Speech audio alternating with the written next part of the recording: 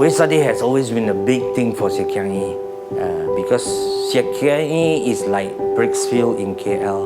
It is a center where most society will congregate during Wesak Day, and we normally will have a procession going on. I think one of the most memorable thing is the organizing committee took about a year before that they start calling all the association to start planning.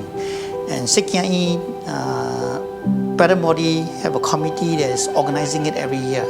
Then we realize actually the depth and the detail of planning is so much.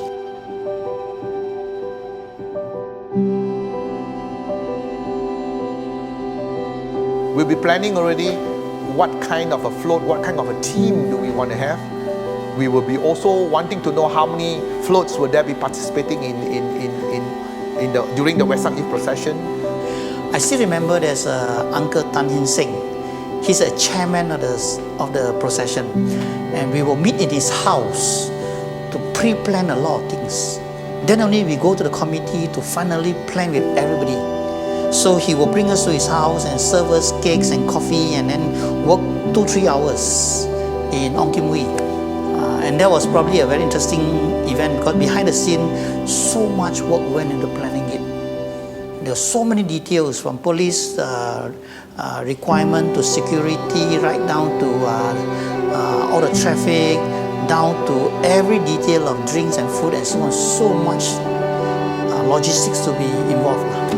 During the Wesak Day, then we get all the helpers to help us. I cannot do a lot of volunteers.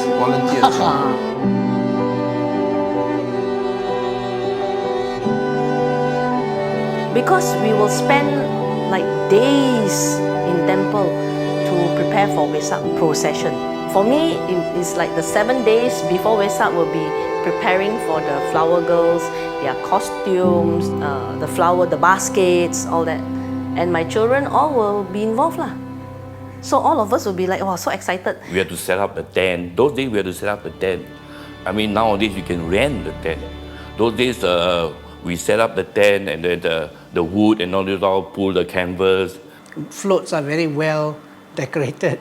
There's a host of artists there to do their magic. You just enjoy just watching it.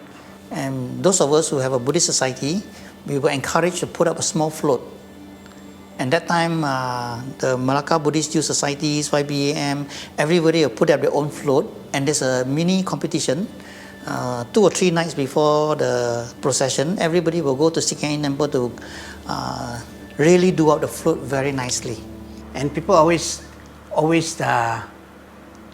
ask this question, don't you think it's a waste of money, right? Make a float and then destroy the float just for a few hours.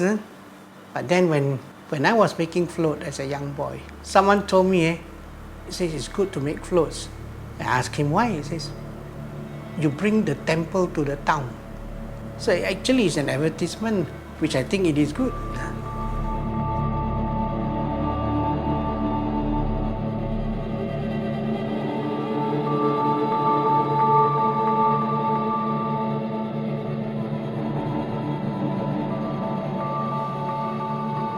But after the procession, you give them 2 hours, everything is back to normal.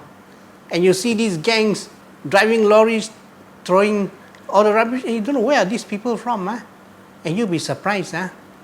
These are our temple members who come back from all over the country just to come and clear the temple actually.